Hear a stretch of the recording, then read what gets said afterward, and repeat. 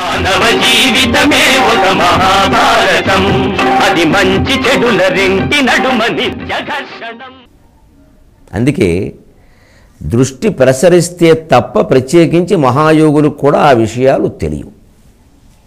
భగవంతుడైనా సరే, భగవత్ స్వరూపులైన మహానుభావులైనా సరే, వాళ్ళ యోగ దృష్టిని ఆ అంశం మీద ప్రత్యేకంగా ప్రసరింపజేస్తేనే ఆ విషయం వాళ్ళకి తెలుస్తుంది. అది ఎప్పుడు ప్రసరింపజేస్తారు? మనం ఏదో పనిగట్టుకుని అడిగితే ఒక రమణ మహర్షినో, ఒక సత్యసాయి బాబా గారినో, ఒక షిరిడి సాయినో, ఇలా ఎవరినో మనకు సన్నిహితులు ఏముండి మనం ఏదైనా అడగగలిగితే వాళ్ళు ఒక్కసారి చూసి తెలుసుకుంటారు.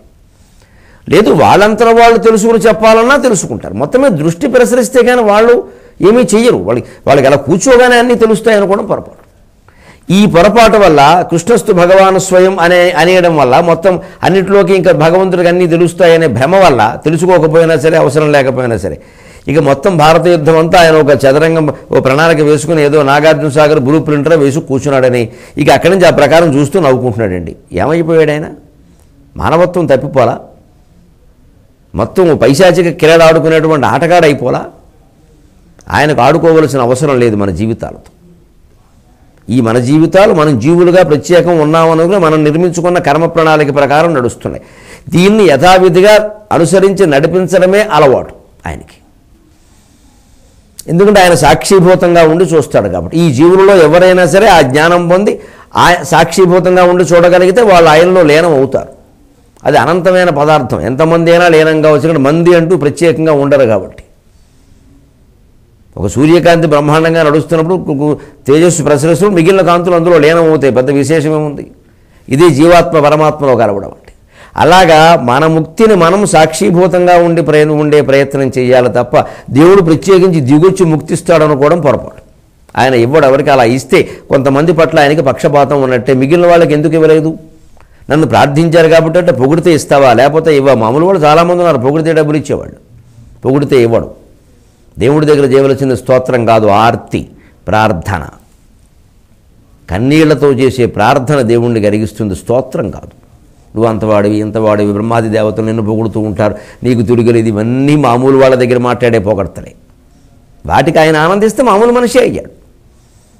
కానీ భక్తుడైనా కాకపోయినా చివరికి నమ్మకం కూడా ఉన్నా లేకపోయినా సరే కన్నీళ్లు పెట్టుకుని నాకు దేవుణ్ణి ప్రార్థించాలని అనిపించట్లేదు, నేను నాస్తికుణ్ణి, కానీ ఈ దేవుడైనా వచ్చి కాపాడితే బాగుండు అని ఒక నాస్తికుడు అనుకున్నా కూడా వాడిని కాపాడతాడు. ఎందుకంటే వీడికి నమ్మకం కలిగితే మంచిది పాపం. ఇప్పుడైనా పోన్లే వాడు అనుకుంటూ ఏ దేవుడైనా వచ్చి కాపాడితే బాగుండు అనుకుంటున్నాడంటే నమ్ముతున్నట్టే కదా. ఆ నమ్మకంతో చేసే ఆర్తికి, ప్రార్థనకి ఎక్కువ విలువ. పూజలు, పుష్పాలు, అట్టిపళ్ళు, అగరొత్తులు కాదు. ఈ శంకలన్నీ వదిలిపెట్టారు. అసలు నమ్మకంతో ఆర్తితో ప్రార్థన చేసి అది చెయ్యలేక మనం ఇవన్నీ ఇక్కడ 5 నిమిషాలు కూర్చోలేము. మనం ఏదో తతంగం ఒకటి నడిపేసి బయటకు వచ్చేయాలి. మన మురికిలో మనం పడిపోవాలి. అందుకని ఆ ముకుందుడి దగ్గర మనం ఎందుకు కూర్చుంటాం? అందుకే ఇక్కడ గమనించండి, ఈశ్వరి ఉపాలంబనం ఇంకొంచెం ముందు జరిగి ఉన్నచో బిడ్డ బతికిడువాడు అన్నాడు.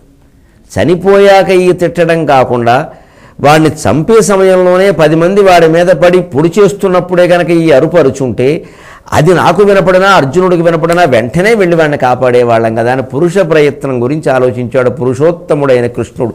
ఆలోచింతురుగాక మేరలు భారతీయ తత్వజ్ఞానం, సనాతన ధర్మంలో ఉండే కర్మ సిద్ధాంతం. సర్వం ప్రయత్నం మీద ఆధారపడి ఉన్నాయి. ప్రయత్నం చేయాల్సింది. ప్రయత్నం విఫలమైనప్పుడు నీ ఓదార్పు కోసం చెప్పారు, ఇక అది కాలం వస్తే కానీ జరగదు. ఎందుకంటే మరి అంటే ఇంకొకరు ఏదో ప్రయత్నం చేస్తున్నారు, అది కూడా ప్రయత్నం ఎందుకు విఫలం అవుతుంది అంటే ఎవరో వేరే ప్రయత్నం చేస్తున్నారు. వేరే తపస్సు కావచ్చు, వేరే ప్రయత్నం కావచ్చు. ఈ ప్రయత్నాలు ఘర్షించుకున్నప్పుడు ఏదో ధ్రువాలు ఘర్షించుకున్నట్టే, కిరణాలు ఘర్షించుకున్నట్టే ఈ ప్రయత్నాలు ఘర్షణ పడినప్పుడు ఏది నెగ్గుతుంది అనేది కొంతకాలం ఆగితే నిర్ణయం అవుతుంది. దాంట్లో కూడా భగవంతుడు ప్రమేయం ఏం లేదు. ఆయన పరిగెట్టుకుని ఫలానా దాన్ని గెలిచేలా చేయడం, మొత్తం మీద ఆయన గెలిచేలా చేసి ధర్మాన్ని అంతిమంగా ఇక ఎవరు మానవుల వల్ల కాదన్నప్పుడు ఆయనే ఒక మానవ రూపాన్ని ఎత్తుతాడు. అదే అవతారం. ఆ మానవుడు కొన్ని విశేష శక్తులు ఉంటాయి. ఆ మానవుడు సముద్రాన్ని బంధిస్తాడు, ఆ మానవుడు జటాయువుకు మోక్షాన్ని ఇస్తాడు, ఆ మానవుడు కోసం పుష్పక విమానం పుడుతుంది, ఆ మానవుడు గోవర్ధనాన్ని ఎత్తుతాడు, ఆ మానవుడు గోవులు కాస్తాడు, ఆ మానవుడు అతీతమైన విషయాలు చేస్తాడు. ఆ అతీతమైనవి చేసిన మానవుడే మాధవుడు. ఆ మానవుడికి అంత శక్తి ఎందుకు వస్తుంది అంటే మాధవ శక్తి అందులో ప్రవేశించి దాన్ని అవతారం. అవతారం అంటే క్రిందికి దిగడం అని అర్థం. జగత్తంతా వ్యాపించినటువంటి శక్తి ప్రత్యేకించి ఒక మనిషిలో ప్రవేశించింది అంటే అది కిందికి దిగడమేగా. అంచేత ఇది అర్థం చేసుకుంటే మనలోంచే అవతారాలు పుడతాయి, మనలోంచే భగవదావిర్భావం జరుగుతుంది, మనలోంచే అవతార పురుషులు ఏర్పడతారు, మనమే మహానుభావులు అవుతామనే విషయం గ్రహించుకుని ఆత్మవిశ్వాసంతో భారతదేశాన్ని ఉద్ధరించే ప్రయత్నం చేస్తాం మనం. లేకపోతే నువ్వు ఉదయించవయ్యా అని ఆయన మీద పద్యాలు రాస్తూ కూర్చుంటాం మనం అస్తమించే వరకును. జరగాల్సింది అది. అందుకే గతేలోకేన కర్తవ్య భవిష్యం నైవ చింతయేత్ వర్తమానేషు కార్యేషు వర్తంతేహి విచక్షణా. అభిమన్యుడు చనిపోయాడన్న విషయం అర్జునుడి కంటే ముందే యుయుత్సుని యొక్క ఉపాలంబన వల్ల కృష్ణుడికి తెలిసినప్పటికీ అప్పుడు కూడా ఆయన ఎందుకు చెప్పలేదు అంటే అప్పుడు జరిపితే జరిగే ప్రమాదం ఇంకా యుద్ధం ముగియలేదు, సంధ్యా సమయం కాలేదు. అప్పటికి ఇంకా మనం ఆ కథలో కూడా చూసిన అభిమన్యుడు చనిపోయాక నిరాశపడి కొంతమంది సైన్యం వెనక్కి తిరిగారు. ధర్మరాజు నిలబడి యుద్ధం చేయాల్సి వచ్చింది, చేశాడు. ఇంకా ఒక అరగంట ఉంది, అప్పుడు చెప్పిన పద్యం కూడా మనం చెప్పుకున్నాం. శక్తి కలిగనేని శత్రువుల గెలువుండు లేకయే అని శరణమనుడు, శక్తి చాలదే అని శరణమనుడు, లేకయుండనే అని అందరము నాకమందు సుఖపడుదాం అందరము రండు అని విసిగెత్తి అన్నాడు ఆయన. ఇంకా సమయం ఉంది. ఆ మిగిలిన సమయంలో కనుక అర్జునుడికి ఈ విషయం తెలిస్తే ఆ యుద్ధం చేయకపోగా ఆ దుఃఖంలో ఉండి కృంగిపోవడం వల్ల అప్పుడు ఎవడన్నా బాణం వేస్తే అర్జునుడి గతి ఏమిటి, పాండవులు ఏమిటి, ధర్మం ఏమిటి, కృష్ణ పరమాత్మ ఈ సారథ్యం ఎందుకు చేసినట్టు. అంచేతన మనకి తెలిసిన ప్రతి విషయాన్ని దానికి సంబంధించిన వ్యక్తికి వెంటనే చెప్పాలనుకోవడం పొరపాటు. కించిత్తు ఆగి సందర్భానుసారంగా చెప్పడమే మంచిది. ఎందుకంటే ఆ తెలిసిన విషయం అనేది చిన్నదో పెద్దదో ఏదో కావచ్చు, కానీ అతనికి వెంటనే చెప్పడం వల్ల అంతకంటే పెద్ద నష్టం జరగచ్చు. ఇది కాస్త యుక్తిగా ఆలోచన చెయ్యాలి. నిర్వహణ సామర్థ్యం అంటారు దీన్ని, మేనేజింగ్ ఎబిలిటీ అంటారు ఇంగ్లీషులో. ఆ సందర్భాన్ని నిర్వహించుకుని జాగ్రత్తగా కమ్ముకొని రావడం అన్నమాట.